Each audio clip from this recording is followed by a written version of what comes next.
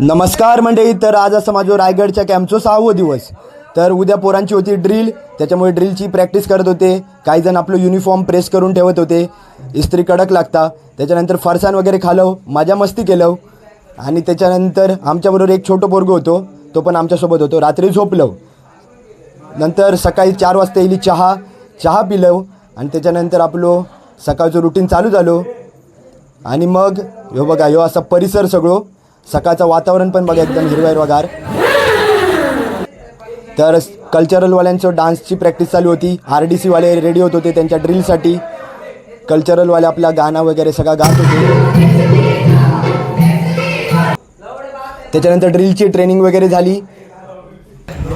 त्याच्यानंतर RDCचे पोर इले बघा. पोरांच्या अंगावर चालायला लागलो. मग मी आहे